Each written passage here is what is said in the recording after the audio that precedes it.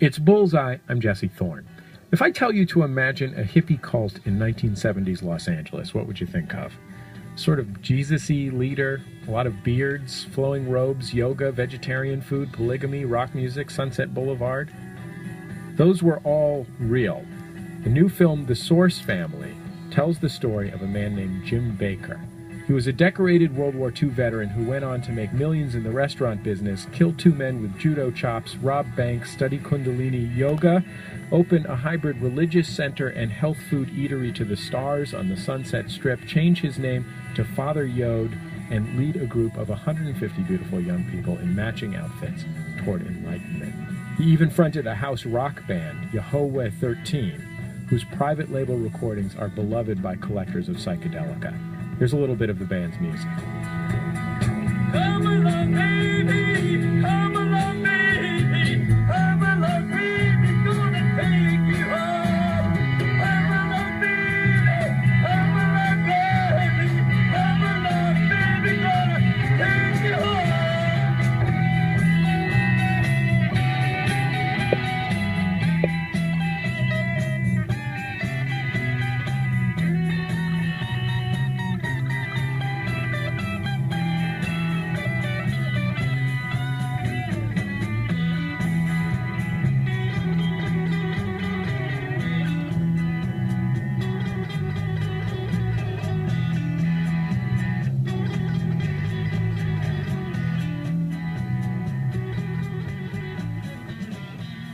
The directors of The Source Family are with me here in the studio. Jodi, Willie, Maria Demopoulos, welcome to the show. Thanks, it's good to be here. Thank you for having us. So can we start, as your film does, by talking a little bit about who Jim Baker was before he was the leader of The Source Family? Because he was like middle-aged by the time he started this group, and he led a pretty wild and accomplished life before he grew a giant beard and donned white robes. Yeah. He was born in Cincinnati at midnight on the 4th of July, and he was named America's strongest boy when he was a child. Did your research reveal how that was tested? Well, apparently it's on a magazine cover somewhere. Multiple family members told us that it was like American Health magazine. And he became a judo champion and a state champion in archery.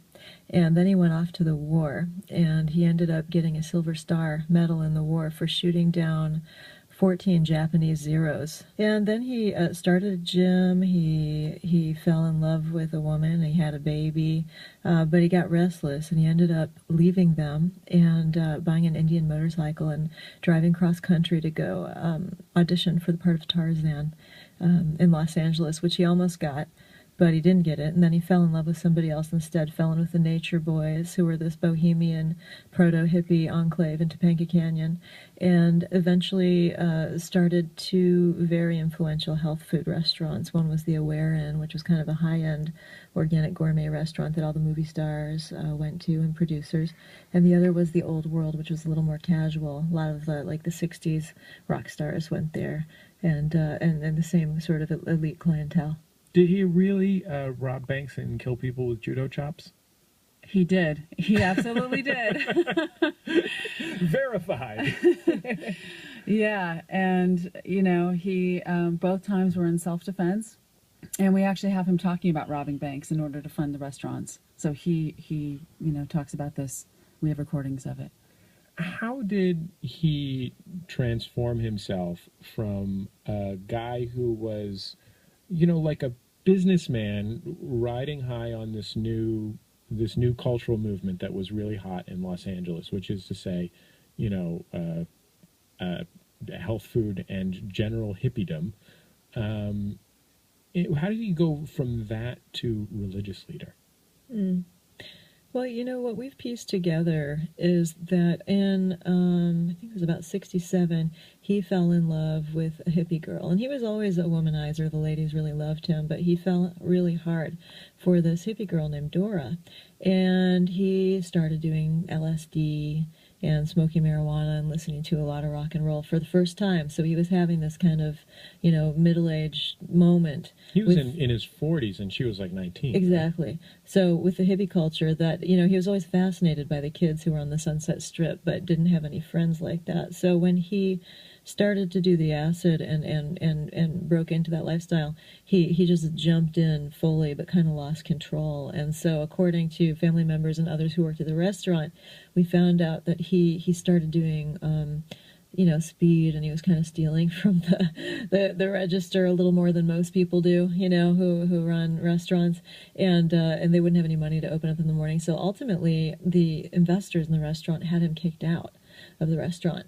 So he started a new health food restaurant called The Source on the Sunset Strip that replaced his previous restaurant empire and became immensely successful. We actually have a clip from the film of one of the members of the Source family who you worked with on the film, Isis Aquarian, describing the first time that she saw him in the restaurant in Los Angeles. And at the time, she was engaged to this legendary rock and roll photographer named Ron Raffelli.